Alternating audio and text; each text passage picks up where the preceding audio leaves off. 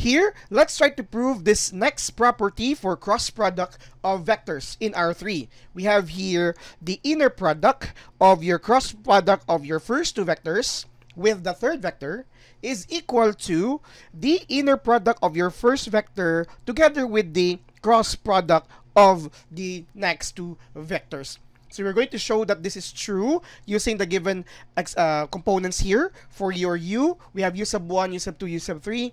For your vector v, that's v sub 1, v sub 2, v sub 3. And let's have here w with components w sub 1, w sub 2, and w sub 3. Now, take note that we are going to show that from this left-hand side, we will actually come up with the right-hand side. Now, there are a lot of ways to prove this. Other method is, of course, also to allow the representation of these sides to be solved and later on check if they are of the same expression. But allow me to, again, start here with our left-hand side, the inner product of the cross product of u and v with w vectors. Now, let's not forget, in the meantime, let me move down here, just for guidance. Sorry for that, again. Let's not forget that if we're going to talk about the cross product of vectors u and v, it's actually in this form, right? You can, of course, review this with the previous videos. You will have here the components, three different components because the cross product is also a vector itself. You will have here u sub 2, v sub 3, minus u sub 3. Sorry, it's no longer in that expression. Let me use the u. Okay, u sub 2, v sub 3, minus v sub 2, u sub 3. That would be for the first component of the cross product of u and v. The next one, we'll have here u sub 3, v sub 1, minus u sub 1, v sub 3. And the last would be u sub 1, v sub 2, minus u sub 2 times v sub 1.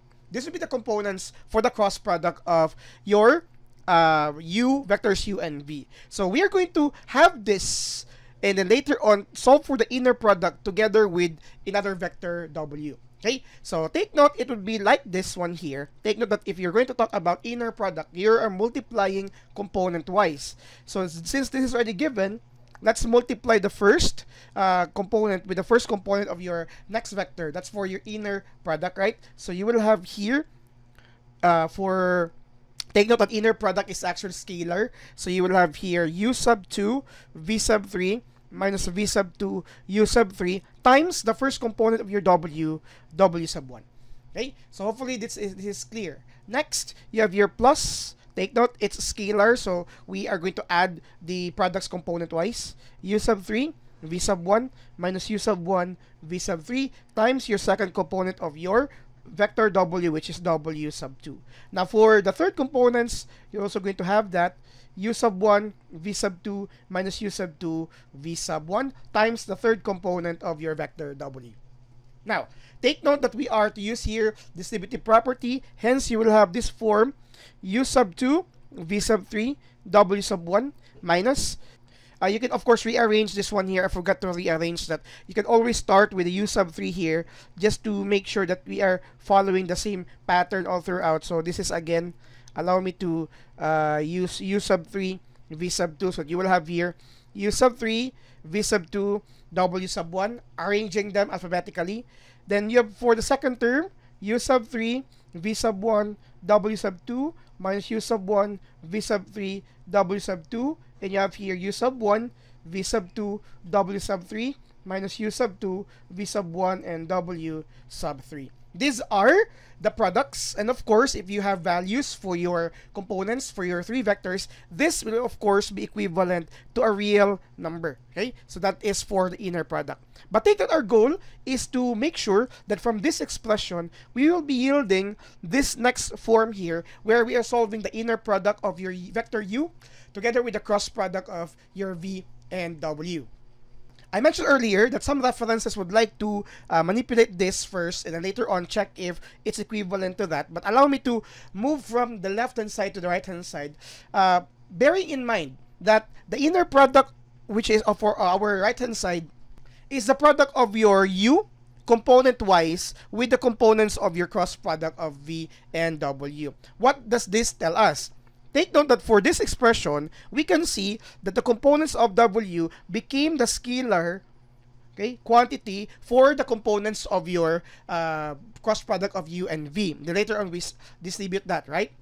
To show that this is equal to the inner product of your U and the cross product of V and W, we need to make sure that U would also appear just like this, but this time it would appear on this side here, okay? So it would appear on our left-hand side, so that we can, of course, factor that later. I'm talking about rearranging all these terms because we would like to see U sub 1 just like this one here, U sub 2 just like this one here, and U sub 3 just like this one later on, but on the left-hand side. So allow me to rearrange all of this where all the U sub 1 terms, or the terms with U sub 1, will be placed as first terms. And of course, since we're following the expression of your cross product where it's the difference of those two terms plus the difference of the next two terms and plus the difference of the next two terms, allow me to rearrange these two starting with the positive and then minus the second term. So it will be like this. It will become, let's start with this first term. You will have U sub 1 V sub 2 W sub 3 minus U sub 1 V sub 3 W sub 2. Okay? So I have now rearranged this 2. The next is, of course, for this form. So U sub 2, I'm talking about this and this one here. This being positive, I'll be writing that first. Plus U sub 2 V sub 3 W sub 1 and minus U sub 2 V sub 1 W sub 3. And then for the remaining terms, again rearranging starting with the positive. So plus U sub 3 V sub 1 W sub 2 minus U sub 3 V sub 2 W sub 1, rearranging them in this manner.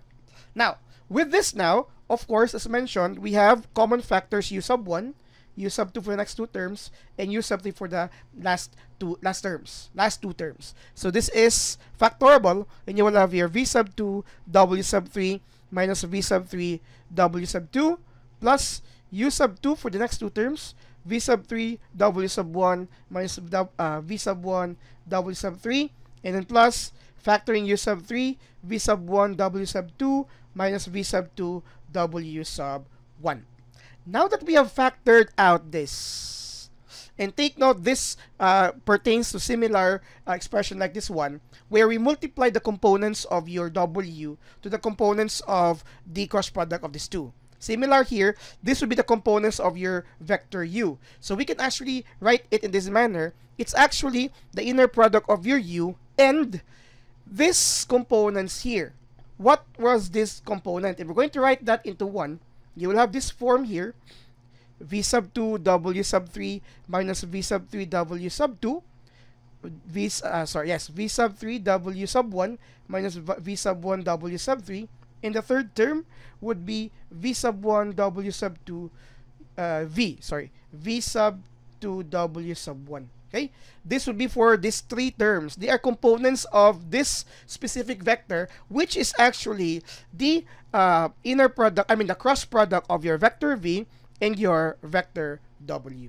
So this means we have shown that from your left hand side here, meaning the inner product of the cross product of U and V with W is just equal to the inner product of your U with the cross product of your vector V and vector W. This is the proof for this given property. This tells us that if we have later on sets of vectors expressed in this manner, which is easier for you, whether this expression or the second one, they are the same, they have the same value, or you can actually use the first vector with the cross product of the next two, or the cross product of the first two with the third vector, and if it's under the inner product, you will have the same result. Thank you very much for watching.